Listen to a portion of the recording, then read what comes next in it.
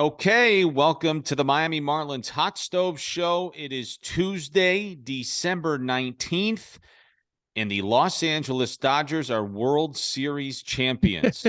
Congratulations. They had a terrific offseason. And I guess, Steven, that there's no need to actually play the 2024 campaign, all the love that those guys are getting out there in Southern California. Yeah, I don't even know why we're going to spring training. I was counted down 67 days until we open up against the Cardinals up in Jupiter, but I guess we might as well just pack things up and wait for 2025. So, look, they are getting a ton of love, and understandably so. They signed Shohei Ohtani, who will be a one-way player, as funny as that sounds, in 2024. He will go back to being a two-way player in 2025. By all accounts, they make a terrific deal both ways with the Tampa Bay Rays, who are, again, as we have discussed so often, very well known for pulling the trigger on guys maybe at the peak or prime of their careers with maybe a year or two left of team control, and they get back prospects. The Rays elect to trade Tyler Glasnow and Manuel Margot, and then immediately Glasnow signs the big extension with the Los Angeles Dodgers. They are spending a ton of money. That does not guarantee that they will win a World Series, but they are obviously putting themselves in a position eerily similar for me to Steve Cohen a year ago in New York, where here's the chips and we're going all in. We're not leaving anything on the table. We're not coming back tomorrow for another hand or another flop and a draw and all that good stuff. We're going all in with the cards that we have. It's very, very interesting. But I guess you could say that they're probably the leaders here in the clubhouse, at least to start the offseason. It's not played, on paper. It's played on the field, but it's very interesting nonetheless. Absolutely. And I think you said it, man. I mean, when you go out, and I don't believe you can go and buy World Series, but I do think that you can put together pieces that give you a much better chance to win a World Series with the talent like Tyler Glasnow and obviously Shohei Ohtani. But the bottom line is you still got to play 162 games, and injuries happen. We saw both sides. We saw the New York Mets, what they did in the offseason. We all thought, wow, they almost got there the year before, and now they go all in on Scherzer and Verlander, and we're all thinking, okay, this is the team in the NL. And then injuries happen, and certain things that you can't foresee happen during a baseball season. Now, again, I'm not trying to downgrade what the Dodgers have done. It's obviously stunning. It's you can't keep your eyes off of them right now. They're going to be must watch. I don't know how fans are going to react to the Dodgers outside, because it's not like the Yankees. This is like the Dodgers. They're not a team where it's, they don't have like a huge reason why to hate them. But I think there's teams maybe a little bit annoyed, maybe fan bases that are a little bit annoyed. They don't like when you take all of this talent and stack it on one team. But I'm interested to see what happens as far as the league goes and how they perceive the Dodgers wherever they go. I think it's interesting. I actually looked this up. 21 of 29 World Series winning teams since the wild card era began in 1995 have had a payroll in the top 10. So that's a 73% success rate. If you've been in the top 10 of the payroll since 1995, you've won a World Series. 28 of the last 29 winners have been in the top 15. The lone exception was the 2003 then Florida Marlins. So again, I bring that up in jest because it's obviously been all the talk throughout all of Major League Baseball the last week and a half, and understandably so. Elsewhere, it's been fairly quiet. Feels like the next domino to fall is going to be Yamamoto. It looks like the Mets and the Yankees are really trying to woo him to the Big Apple. They got to be the front runners. And they're going to get into a bidding war there in the Bronx, and then on the other side of town in Queens. That should be very, very interesting. Shifting our focus a little bit here to the Marlins. Again, it's been really quiet, Steven, but the one thing that it seems to continuously come up a couple of times a week are the Marlins really taking phone calls on Cabrera, on Luzardo, on some of their other top end, quote unquote, talent. Are they willing to do it? And that, I think, is going to be the biggest question here throughout the remainder of the offseason before we go to Jupiter in February. Yeah, we talked about it last show, Kyle, particularly about Jesus Luzardo and whether you were willing to part ways with someone where he's 25 years old, coming off his best season of his career.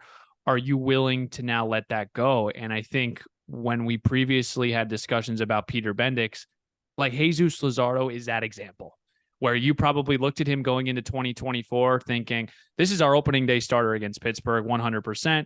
He's coming off a hell of a year. 10-10, 3 ERA, 200 plus strikeouts. But this is the exact deal that the Tampa Bay Rays have flipped 9 out of 10 times. So it wouldn't surprise me if someone like Luzardo was on the go. You also have to look at a guy like Edward Cabrera, potential off the out of this world, hasn't figured out the command. You look at a guy like Trevor Rogers. There are definitely pieces that are able to bring back what the Marlins lack right now. And I think that is a little bit more pop in their offense. Are they going to go with Vidal Brujan at shortstop? Or are they going to go out and try to get someone like a Jorge Polanco? I heard his name around. So I don't know. To me, like if this is Peter Bendick's authentic self, it would not surprise me at all if they went out and they traded someone like Jesus Luzardo. Well, and I think they should if they don't feel like down the road there's an opportunity to extend him, because at some point you have to acquire value for your players who are of extreme value. The hardest thing to do in baseball is, if you're operating with a mid-tier payroll, is to stay competitive if you're not making trades and guys are walking in free agency. You obviously got ginormous bang for your buck for 6 years, but then when guys walk, you are tasked with signing maybe a middle tier free agent for less money, or hoping that your player development system has panned out. I think, again, what's going to be fascinating to watch for the Marlins here throughout the remainder of the offseason is if they do make deals, what are they looking for in return? Because they have said that their plan is to compete in 2024, and I wholeheartedly believe that. But it becomes more difficult if you trade some of your best players. So are they looking for young, talented, top 5 type prospects and systems? Are they looking for a top 5 prospect and a big league ready player? Right. That is what's most intriguing to me, is if the Marlins and Peter Bendix do indeed start to make deals, and you might see some of the more top end type big leaguers go, how will they remain competitive in 2024? Because this is a 3 to 4 to 5 year project. But again, it has been made very clear that their intention each and every year is to not bust the thing down and win 55 games, but it's to remain competitive and put themselves in a position to be competitive in the month of September. So that's what's fascinating to me. Can we do Kyle Seeloff's untouchable list?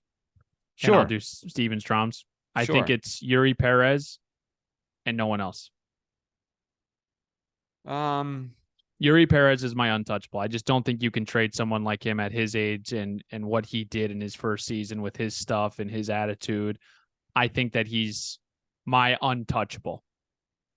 And Arise was around that area, but if I am Peter Bendix and I'm being realistic with our fans and knowing where he came from in Tampa Bay, I can't honestly sit and tell you that I feel like Luis Arise is 100% safe.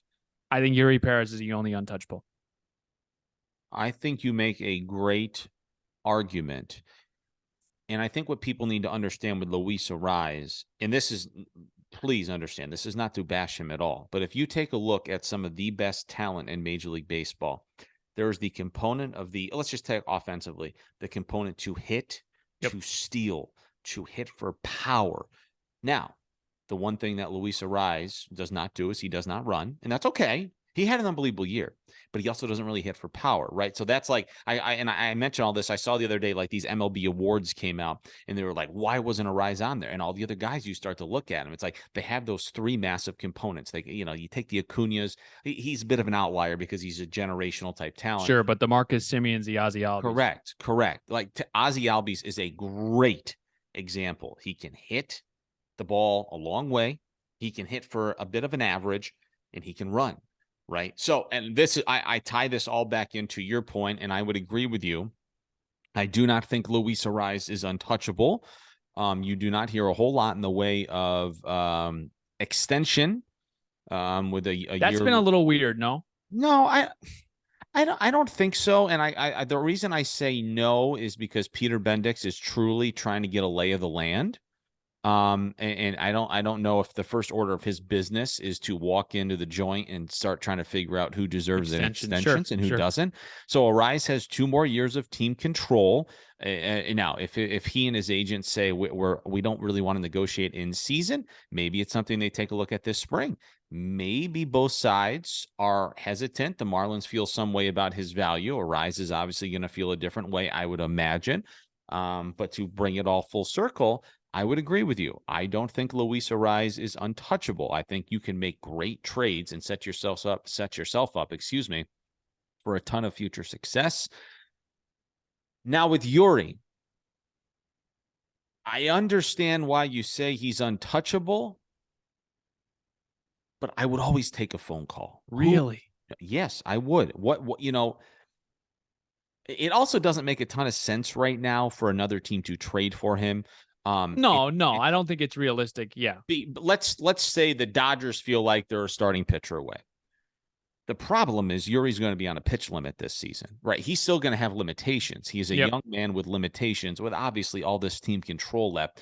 I think he's untouchable by virtue of his value and what the Marlins would ask back for something like that. I would always take a phone call. And the other notable omission by the both of us that people would say why would be Sandy Alcantara. And what I would say to that is Sandy is in the middle of a deal with the Marlins, and obviously he will be unavailable for 2024. He is locked up through 2026. He's on an incredible contract. 5 years, $56 million, where there's a team option for 2027. Yep. I would take a phone call. I think you can honestly get more bang for your buck for Sandy Alcantara right now than Yuri Perez, not based on skill, not based on talent, based on Sandy's situation. Tommy John, incredible contract. I don't know when I guess because guys got paid less, before, but when you think of Cy Young Award winners and as far as deals, it's unbelievable. So it is extremely friendly. But it's interesting. Yuri would be my only untouchable, though. I'll leave it on this. We'll take a break. And by the way, that's Steven. I'm Kyle. This is the Marlins Hot Stove Show. Thanks for joining us on a Tuesday on Fox Sports 940 Miami and the iHeartRadio app. I want to make it very clear. We don't say all this to put the fear of God in fans that they're going to trade everybody. But I think what you have to do is trust what Peter is going to do and trust the long-term vision without sacrificing the short and the near term and the short term. This is going to be something that'll be ever evolving, and guys will get traded, but it's going to put this team in a position down the road for long-term sustained success, which is something that they have obviously wanted for a very long time. And I think we both agree Peter Bendix is the guy to get them where they ultimately want to go. So let's take a break. Thanks for joining us on a Tuesday. You're listening to the Miami Marlins Hot Stove Show. When we come back, Xavier Edwards will join us right here on your home for Marlins baseball, Fox Sports 940 Miami and the iHeartRadio app.